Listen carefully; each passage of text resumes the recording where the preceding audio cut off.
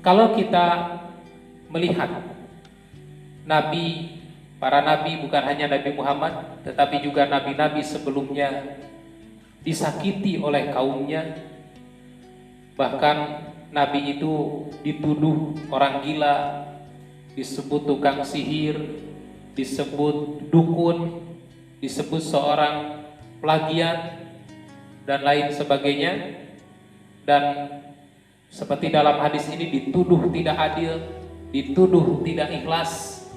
Itu adalah sesuatu yang alami, sesuatu yang wajar.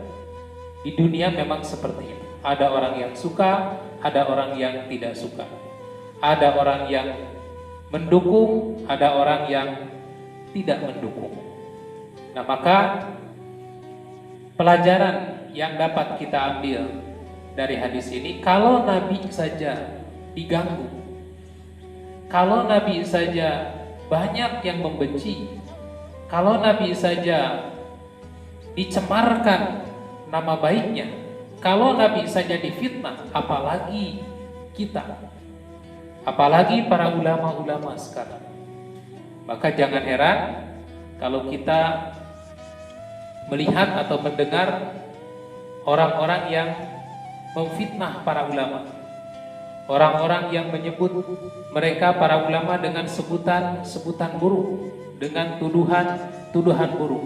Itu tidak perlu heran, karena jangankan para ulama, jangankan para kiai, jangankan para ustadz, Nabi saja itu difitnah, Nabi saja dicemarkan nama baiknya, Nabi saja disebut namanya dengan sebutan-sebutan yang buruk. Dan ini adalah salah satu sikap yang didorong oleh setan sebetulnya. Kenapa?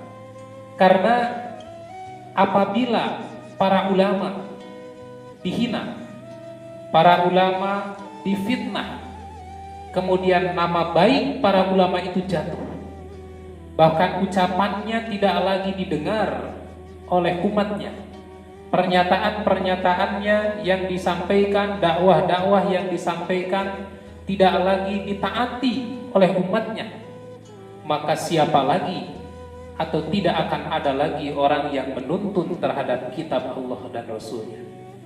Tidak akan ada lagi orang yang mengajak orang yang bisa ditaati untuk mentaati kitab Allah dan Rasulnya. Dan di saat itu Islam akan hancur. Karena kalau ulama sudah tidak ditaati, kalau para kiai, para ustadz sudah tidak ditaati, mau taat kepada siapa? Maka mungkin taat kepada setan. Sementara setan itu bukan yad'u ilal jannah, tetapi setan itu yad'u ila jahannam. Bukan du'atun ila jannah, tapi du'atun ila jahannam. Setan-setan itu mengajak ke jahannam, ke neraka, bukan mengajak ke surga. Maka kalau orang sudah tidak taat kepada ulama, mau taat kepada siapa? Kalau ulama sudah tidak diikuti tuntunannya, mau mengikuti tuntunan siapa? Oleh karena itu, setan dan kelompok-kelompoknya itu akan berusaha untuk menjatuhkan para ulama agar ucapannya tidak lagi didengar oleh umat, agar dakwahnya tidak lagi diikuti oleh umat. Ketika dakwahnya tidak lagi diikuti oleh umat, maka tidak akan ada lagi yang menuntun mereka terhadap kitab Allah dan terhadap sunnah Rasulullah Sallallahu Alaihi Wasallam. Inilah sebetulnya rencana buruknya. Nah, maka oleh karena itu, gibah, menggibah atau memfitnah para ulama itu dosanya jauh lebih besar daripada memfitnah orang biasa. Kalau seorang menggibah orang biasa, menggibah syahsiah secara pribadi, maka bahayanya, madaratnya hanya akan dirasakan oleh dirinya sendiri, dan kemadaratannya itu hanya akan menimpa sesuai dengan apa yang dilontarkannya, sesuai dengan apa isi yang digibahkannya.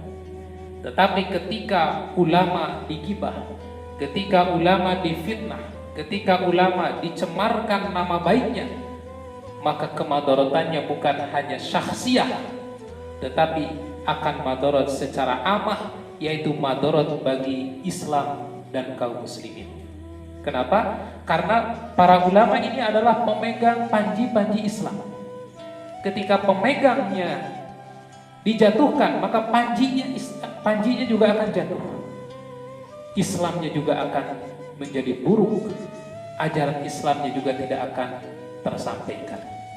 Maka oleh karena itu, menggibah, memfitnah, menyakiti para ulama itu bahayanya, bahkan dosanya lebih besar daripada menggibah orang biasa.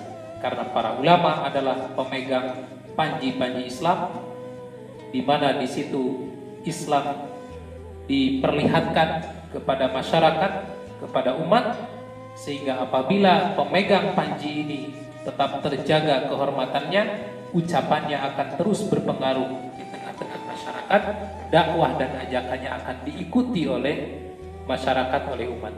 Ketika si pemegang panji itu dijatuhkan, lalu ucapannya juga tidak lagi diterima oleh masyarakat karena sudah difitnah, dicemarkan nama baiknya, maka dakwah yang disampaikan oleh mereka tidak lagi diterima.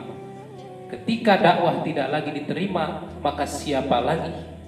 Ketika dakwah para ulama tidak lagi diterima, maka siapa lagi yang bisa menuntut kepada kitabullah wa sunnati rasulih, kepada kitab Allah dan sunnah rasulnya.